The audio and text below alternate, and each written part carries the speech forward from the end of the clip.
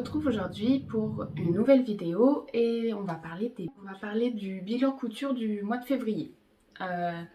Avant de commencer à parler de ce que j'ai fait, je voulais remercier toutes les personnes du coup qui se sont abonnées ces derniers temps parce qu'il y a eu pas mal de monde, donc un grand merci à tous ceux qui regardent les vidéos. Alors n'hésitez pas à mettre un j'aime si ça vous plaît et du coup à vous abonner pour ceux qui ne le sont pas encore. Donc du coup au mois de février ça a été un peu le mois de la flemme, enfin de la fatigue en général, donc j'ai pas cousu beaucoup de choses. J'ai cousu 3 pièces vraiment et des petits accessoires à côté de ça.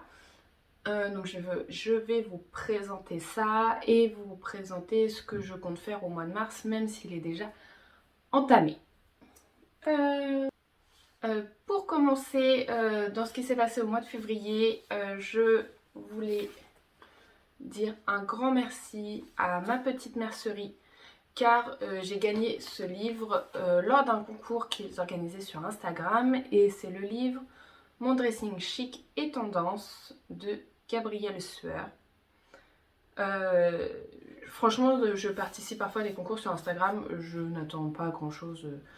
Et un jour j'étais au travail et je vois complètement par hasard en regardant mon téléphone que j'ai gagné un livre. En plus ils m'ont dit que le livre allait arriver d'ici une dizaine de jours, j'ai dû le recevoir à peine 3 jours après. Il y a plein de modèles super sympas. Voilà, sur la couverture ils nous disent 15 modèles 100% made in France. Et en fait c'est des modèles que l'on peut décliner, je crois. Je l'ai feuilleté un petit peu le jour où je l'ai reçu, mais par exemple ici on a une combinaison. Et la combinaison peut faire un haut, peut faire un pantalon. En fait, ils nous mettent en haut, le pantalon, la combinaison. Donc il y a des modèles comme ça, il y a des accessoires, donc il y a un petit peu de tout dans ce livre. J'aime beaucoup regarder des podcasts livres sur YouTube et j'ai du coup ce livre dont je n'avais pas entendu parler et un autre sur les... Enfin, je vous en parlerai après. Et je pense que je vous ferai peut-être une revue livres de couture parce que c'est des livres du coup qu'on ne voit pas partout, en tout cas sur les réseaux. Du coup, j'ai cousu pour le défi jean, le jean I Am Sunshine de chez I Am Pattern.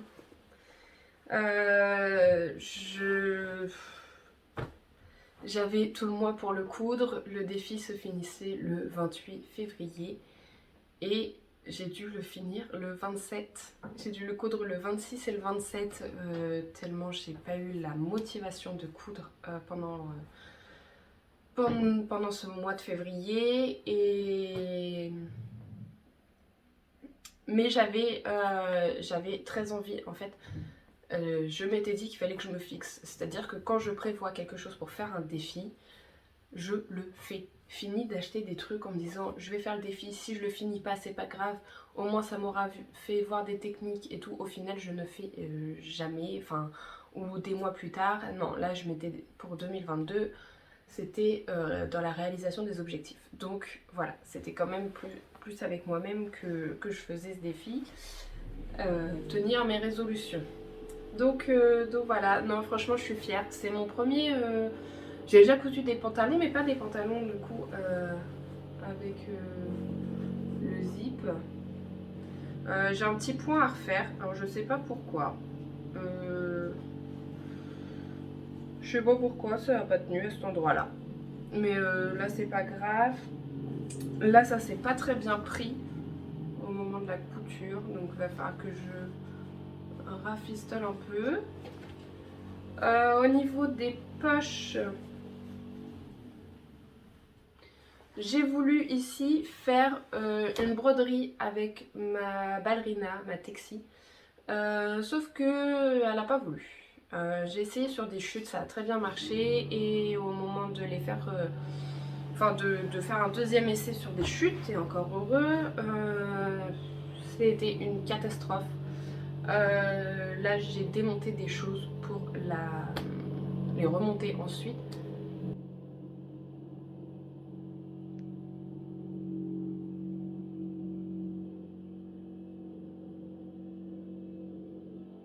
Du coup, je disais que j'ai démonté des pièces, surtout au niveau de la canette, parce que je pense que c'est là où ça bidouille. Bref, on n'est pas là pour parler de la machine de l'enfer.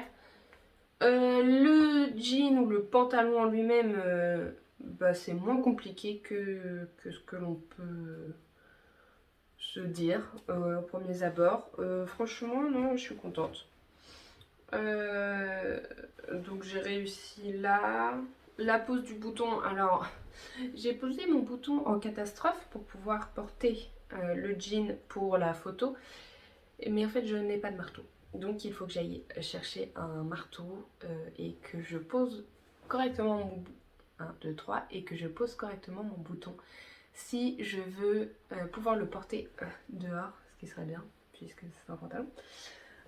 Pour les poches, j'ai utilisé un petit tissu comme ça, avec des fleurs. Voilà, c'était dans les tissus que j'avais, que mes enfants avaient choisi pour les cadeaux des maîtresses l'année dernière.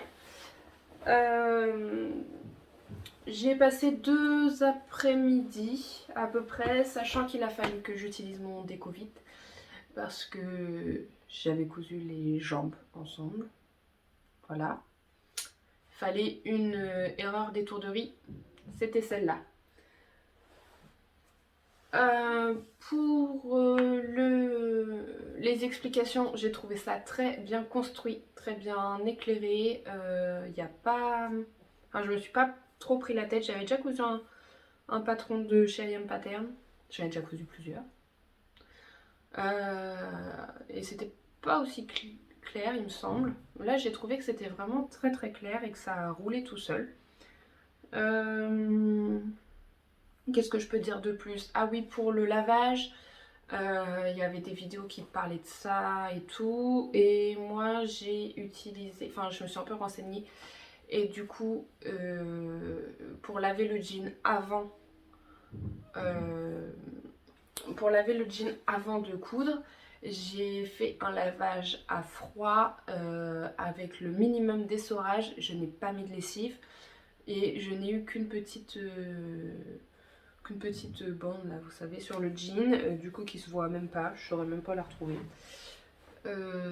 À part ça, j'ai pas trop eu de soucis avec ce patron. Franchement, je suis assez stupéfaite.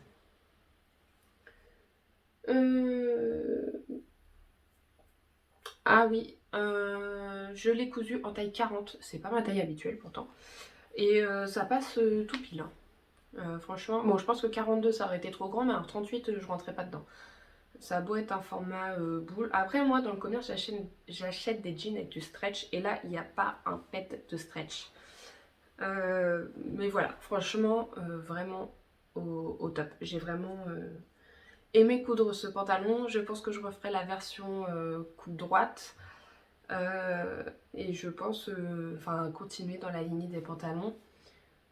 Parce que vraiment, c'est pas une montagne. C'est pas si compliqué. Enfin pour moi en tout cas, mais je m'attendais à quelque chose de vraiment très très compliqué. Quelque chose où on se prend la tête et en fait non. Après j'ai envie de dire c'est comme tout, hein, quand on est un peu discipliné, on suit le truc et puis voilà, mais non franchement ça a été. C'était pas si compliqué que ça au niveau des épaisseurs. La machine les a bien passées. Après bon bah moi du coup j'ai pas fait de surpiqûre. Ce qui s'est passé, c'est que dans un premier temps, j'ai voulu commander les bobines spéciales,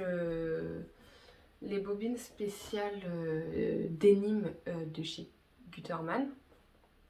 Sauf que j'avais pas envie de commander sur internet parce que je me suis dit, imagine, c'est pas les bons, parce que je savais qu'il en fallait un différent pour assembler et surpiquer.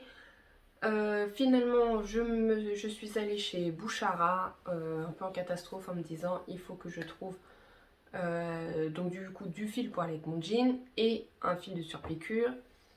J'avais pris une couleur un peu miel moutarde comme ça, et j'avais pris en c'était, ils n'avaient pas la collection de Denim, j'ai pris un truc, je crois que ça devait être super résistant ou résistant, enfin un truc un peu plus cossu pour faire mes surpiqûres. Et la dame, parce que j'en parle à une vendeuse, après chez Bouchara c'est pas forcément des gens qui font de la couture, mais bon là visiblement, elle m'explique qu'elle a voulu faire des surpiqûres avec ça, mais pas sur un pantalon, et que c'était impossible, mais que sinon dans les faits c'était ce qu'il fallait prendre, mais que c'était impossible. Donc je l'ai pris, mais sans grande conviction, et comme il me restait pas beaucoup de temps pour coudre mon jean, je n'ai pas fait de surpiqûre. Voilà, j'ai tout fait dans le même fil, un Gutterman basique de la couleur du jean. Et au moins, pour un premier, c'est pas grave. Je me suis dit que j'aurais vraiment le temps, maintenant que j'ai le patron, de me faire la main sur d'autres techniques, d'autres... Enfin, de faire, voilà, de faire des surpiqûres de couleur sur un autre jean. Bref, ensuite, donc ça c'était le défi jean.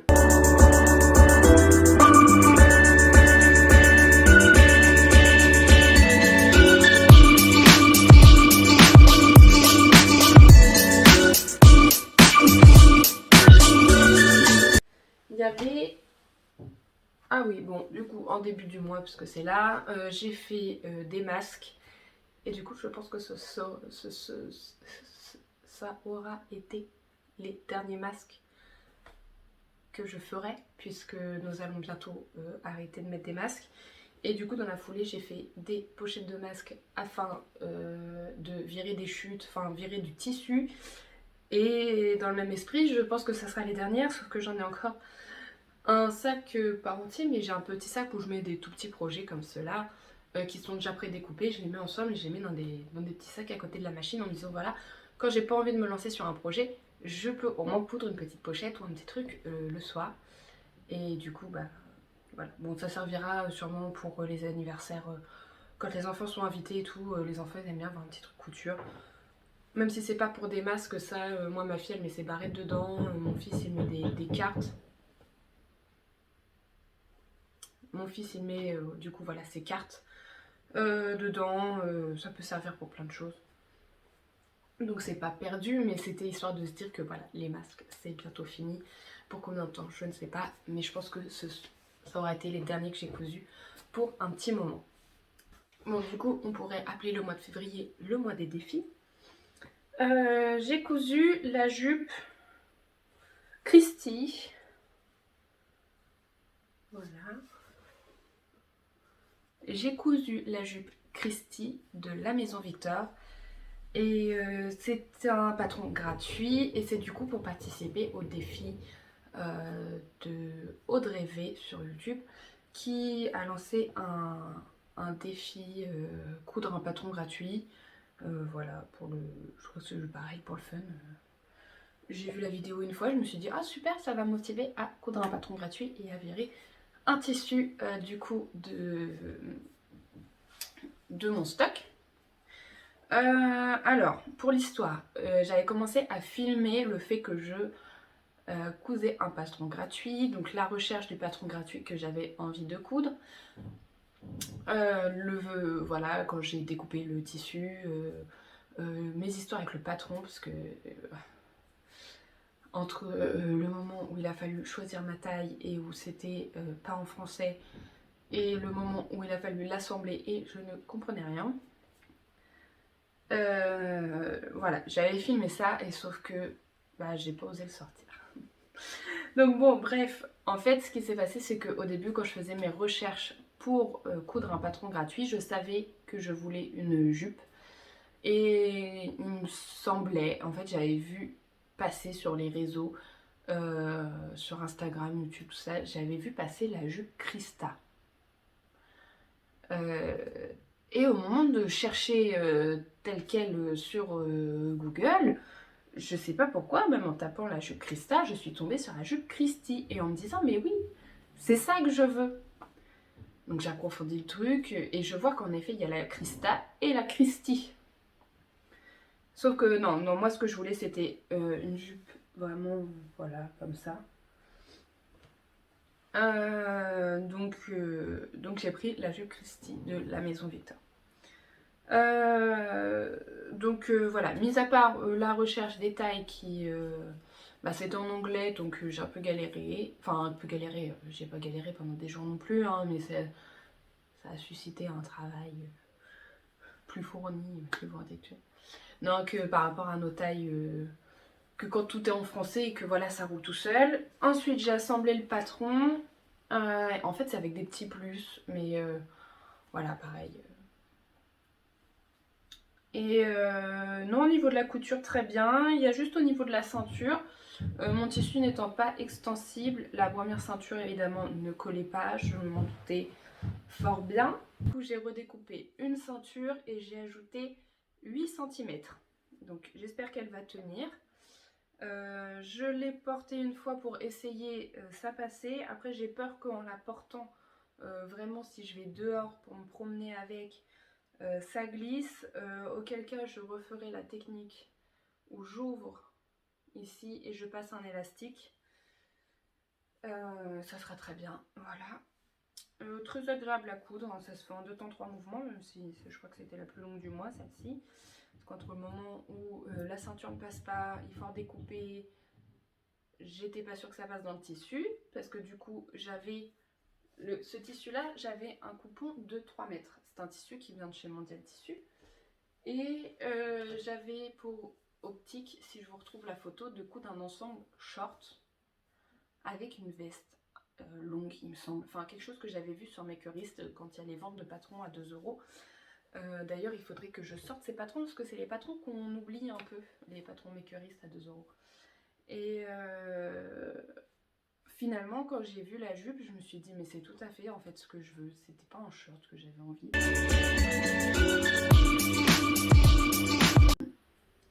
Du coup il me fallait une jupe, enfin là la jupe étant longue je n'allais pas faire une veste longue non plus et j'ai jeté mon dévolu sur la veste. Alors attendez, je vous la mets bien. Sur la veste Briaga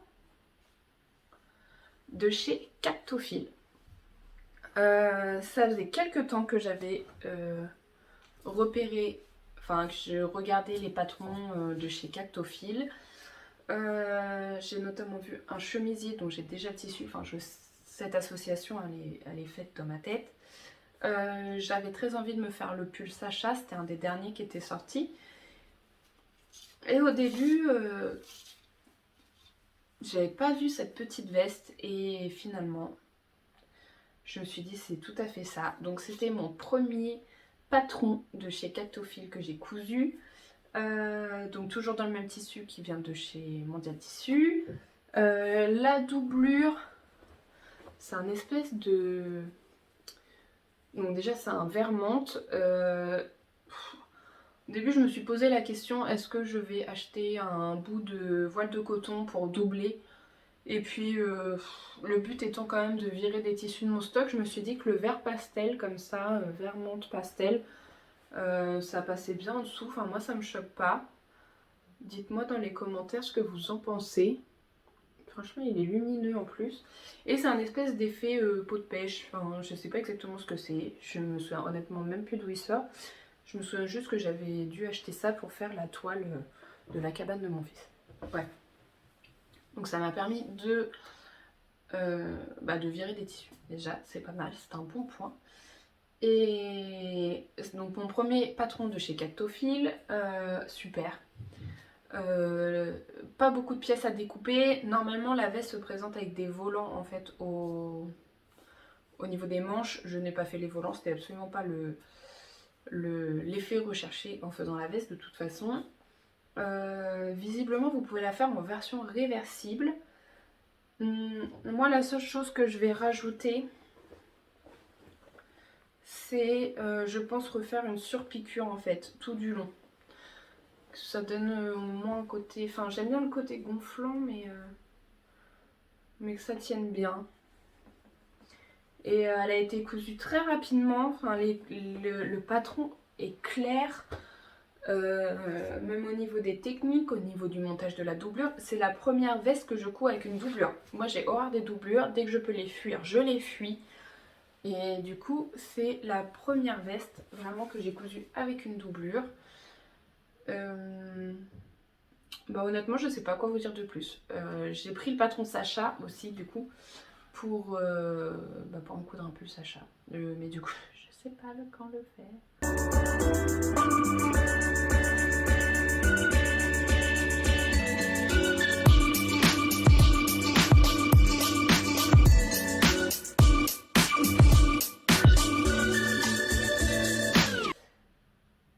Bah voilà. Et c'est les seules choses que j'ai faites, du coup des pochettes de masques, des masques et ces 3 pièces que je vous ai présentées. Oui, si, j'ai commencé 2 suites, mais il manque les capuches là, donc je vous les présenterai dans la prochaine vidéo. Et tout de suite, on va passer au projet du mois de mars.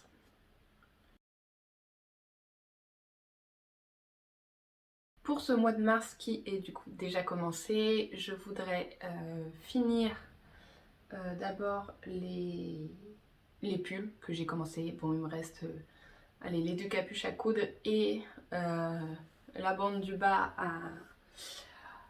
Enfin, l'ourlet du bas quoi. Ensuite, je voudrais participer au défi toutes en sirocco parce que c'est une combinaison que j'aimerais, que j'ai envie de faire depuis longtemps déjà. Mais après, moi j'ai pas des fortes mensurations et les modèles qu'on voit sur le site de Direndo ont vraiment des belles formes et du coup moi j'ai toujours cet a priori en fait de me dire que si je prends un patron de chez Direndo, je vais nager dedans.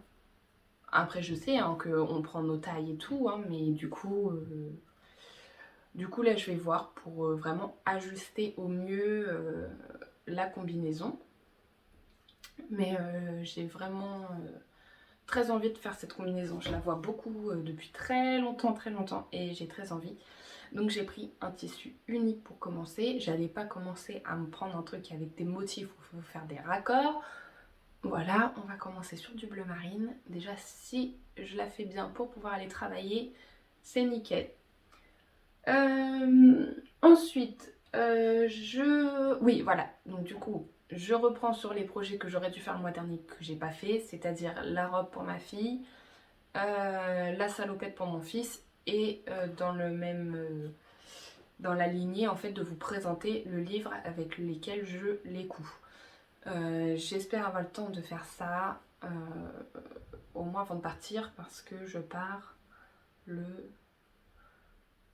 à la fin du mois en fait en formation.